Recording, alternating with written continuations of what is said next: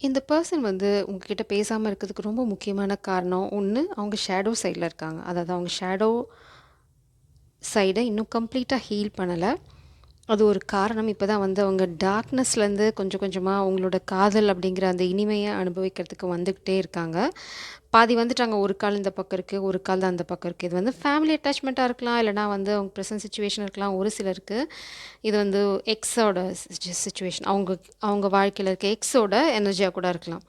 So உங்களுக்கு எது பொருந்துதோ அத மட்டும் எடுத்துக்கோங்க. பட் உங்கள நோக்கி அவங்க அடி எடுத்து வச்சு ரொம்ப நாள் ஆச்சு. மேபி இது வந்து உங்களுக்கு அவங்க கம்யூனிகேட் பண்ணாம இருக்கலாம். நாட் ஃபார் யூ மேபி இவ்வளோ நாளாக வந்து இந்த காதல் நமக்கு இருக்குமா இல்லையா, நம்மளுக்கு அந்த லக் இருக்கா, நம்மளுக்கு அந்த அளவுக்கு பிராப்தம் இருக்கா, இல்லைன்னா ஒரு விஷயத்த கம்ப்ளீட்டாக விட்டுட்டு வரணும் அப்படின்னா அதுக்கு கொஞ்சம் டைம் எடுக்கும். அந்த மாதிரி ஒரு ஆசிலேஷனில் தான் இந்த பர்சன் வந்து இவ்வளோ நாளாக உங்ககிட்ட பேசல. இப்போ பேச வர்றதுக்கு இல்லைன்னா அவங்கள நோக்கி பயணம் பண்ணுறதுக்கு காரணம், எங்கே உங்களோட கதவுகள் வந்து நிரந்தரமா மூடிடுமா, இந்த காதல் கதவு நிரந்தரமா மூடிடுமோன்ற பயம் தான் மெயின் காரணம் அவங்க உங்கள நோக்கி அடி எடுத்து வைக்கிறதுக்கு. ஏன்னா, அவங்க இந்த காதல ரொம்ப பிளெஸ்ட் அப்படின்னு பார்க்குறாங்க. நீங்க ரொம்ப பிளெஸ்டு சோல்.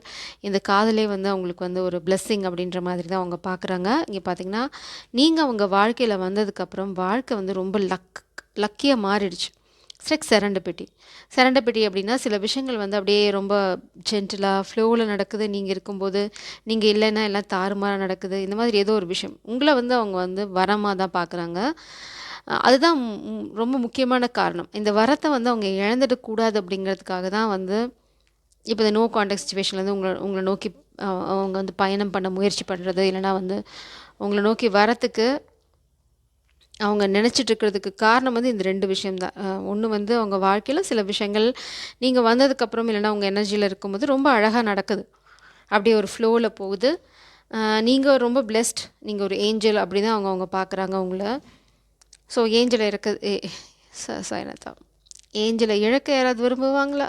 விரும்ப மாட்டாங்கல்ல. அத தான் உங்க பெர்சனும் பண்றாங்க. அவங்களுக்கு வந்து உங்கள இழக்கத்துக்கு விருப்பம் இல்ல. யாரோ ஒருத்தவங்க அவங்க எனர்ஜியில அவங்கள பிடிச்சு வைக்கணும், இல்லைனா வந்து அவங்கள வந்து இந்த டார்க்னஸ்லேயே வச்சுக்கணும் அப்படின்னு பார்க்குறாங்க. மேபி ஒரு சிலருக்கு இந்த பர்சனுக்கு பேட் ஹேபிட்ஸ் இருக்கலாம். அதை விட்டுட்டு வரதுக்காக கூட அவங்களுக்கு டைம் எடுக்கலாம். உங்களுக்கு பேட் ஹேபிட்ஸ்னால் பிடிக்காம இருக்கலாம். So they are taking their time to heel.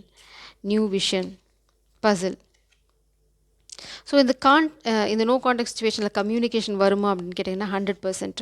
அவங்க வந்து புது தொலைநோக்கு பார்வையோடு வராங்க. அதே மாதிரி அவங்களுக்கு இவ்வளோ நாளாக புரியாமல் இருந்த அந்த பசில் வந்து புரிஞ்சிருச்சு. இந்த காதல்னா என்ன, இந்த காதல் வந்து எவ்வளோ தூரம் அவங்களுக்கு முக்கியம், உங்களோட இம்பார்ட்டன்ஸ் என்ன, அது எப்போ அவங்களுக்கு புரிஞ்சுது அப்படின்னா, நீங்கள் உங்களை இழந்துடுவோம் அப்படின்னு நினைக்கிற அந்த பயம் தான் வந்து அவங்களுக்கு எல்லாத்தையுமே புரிய வச்சுது. இல்லைனா புரிய வச்சிருக்கு. இந்த புது பார்வை, புது நோக்கம் எல்லாமே வரத்துக்கு காரணம், அந்த ஒரு புரிதல் தான். உங்கள பத்தின அந்த புரிதல். என்ன புரிதல் அப்படின்னா, நீங்க ஒரு டிவைன் பீயிங். நீங்க வந்து ஒரு பிளெஸ்டு சோல். நீங்க உங்க வாழ்க்கையில இருந்தீங்க அப்படின்னா, உங்களுக்கு மேல மேல லக்கு ஜாஸ்தி ஆயிட்டே போகுது. ஸோ ஏதோ ஒரு விஷயம் உங்களால அவங்க வாழ்க்கையில ரொம்ப அழகா நடக்குது. நீங்க வந்து எதையுமே பெருசா அலட்டிக்கிறதில்ல. Going with the flow. ஏதோ ஒரு விஷயம் வந்து அவங்களுக்கு வந்து அப்படியே டக்குன்னு மண்டையில அடிச்சு புரிய வச்சது. ரெசிப்டிவிட்டி. இனிமே வந்து காதலை எக்ஸ்பிரஸ் பண்ணுறதுக்கு அவங்க ரொம்ப தயங்கவே மாட்டாங்க. ரெசிப்டிவிட்டி இங்கே வந்துருச்சு. ஏன் இந்த ரெசிப்டிவிட்டி வருது அப்படின்னா, நீங்க காதல சொல்லியிருக்கலாம், காத்துட்டு இருந்திருக்கலாம், உங்ககிட்ட கம்யூனிகேட் பண்ணாம இருக்கலாம். ஆனா இப்போ ஏதோ ஒரு விஷயம் நடந்திருக்கு உங்களுக்குள்ள. ஐசோலேஷன். மேபி நீங்க பேசுறத விட்டுட்டீங்க. இல்லைனா இந்த காதல்ல ஒரு சின்ன செப்பரேஷன் இருந்திருக்கலாம். இந்த செப்பரேஷன் தான் உங்க காதல இன்னும் ஆழமா ஆக்கியிருக்கே தவிர, இது உங்கள பிரிக்க போறதில்ல. இந்த நோ கான்டாக்ட் சிச்சுவேஷன் உங்களுக்கு ஒரு சோதனை தானே தவிர, இது வந்து நிரந்தர பிரிவு இல்ல. ஸோ நம்ம பார்த்தாச்சு new vision, completion. So communication எப்போ வரும் ஸ்பிரிட்ஸோ? கம்யூனிகேஷன் எப்போ வரும்? ஓஹோ! High priestess. ஓஹோ! சீக்ரெட். சேரியட் ரொம்ப சீக்கிரமா வரும். பிரபஞ்சம் வந்து என்ன சொல்ல வேணான்னு சொல்லி ஹை ப்ரீஸ்டஸ் கார்டு குடுத்துட்டாங்க. But you know. எப்போ வரும் அப்படிங்கிறது அப்படின்ட்டாங்க. பட் நான் முடிஞ்ச வரைக்கும் உங்களுக்கு கம்யூனிகேஷன்னு கேட்டால் கல்யாணங்கிறாங்க. அதனால தான் என்ன சொல்கிறாங்க. நீ கம்யூனிகேஷன் கேட்ட நான் வந்து கல்யாணத்தையே மறைச்சி வச்சுருக்கேன் அப்படின்றாங்க. So it's 8 of coins. இந்த பர்சன் வந்து உங்களை கல்யாணம் பண்ணிக்கிறதுக்கு பேக்ரவுண்டில் பயங்கரமாக ஹார்ட் ஒர்க் பண்ணிகிட்டு இருக்காங்க. ரொம்ப சீக்கிரமாக இவங்க கிட்டேருந்து கம்யூனிகேஷன் வரும். இவங்க வந்து பேசாமல் இருக்காங்க அப்படின்னா ரொம்ப சந்தோஷம் விட்டுருங்க. ஏன்னா வரும்போதே கல்யாண டேட்டோட தான் வரப்போகிறாங்க. It's mark my words, it's going to happen. உங்களுக்கு இந்த எனர்ஜி வந்து ரெசனேட் ஆச்சுன்னா இதுதான் வந்து உங்களுக்கு இந்த நோ கான்டாக்ட் சுச்சுவேஷனில் நடக்க போகிறது. நீங்கள் அடுத்து நோ கான்டாக்ட் சுச்சுவேஷனில் கவலையே பட தேவையில்லை என்ன நடக்கும் எப்படி இருக்கும் அப்படின்னு.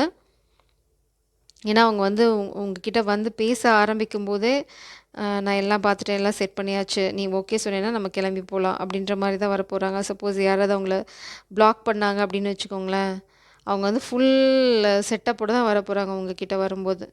என்ன செட்டப் அப்படின்னா, நீங்கள் கல்யாணம் பண்ணி எங்கே போய் செட்டில் ஆக போகிறீங்களோ அதுக்கெல்லாம் பேஸ் புது வீடு பார்த்து பால் காய்ச்சி ஜாமான்லாம் வாங்கி வச்சு, என்ன மூவி சிவாஜி தானே நினைக்கிறேன், எல்லாமே ட்ரெஸ்லேருந்து எல்லாத்தையும் வாங்கி வச்சுட்டு உங்களை கூட்டிகிட்டு போகிற மாதிரி தான் அவங்க வந்து ஒரு புது செட்டப்போட உங்களை வந்து கூட்டிகிட்டு போக போகிறாங்க. ஸோ டிலே வந்து எப்போவுமே டிலே வந்து எப்போவுமே கரெக்டாக அக்செப்ட் பண்ணிக்கோங்க. இட்ஸ் ரீடைரக்ஷன் எப்போவுமே வந்து உங்களோட நல்லதுக்காக தான் இருக்கும்.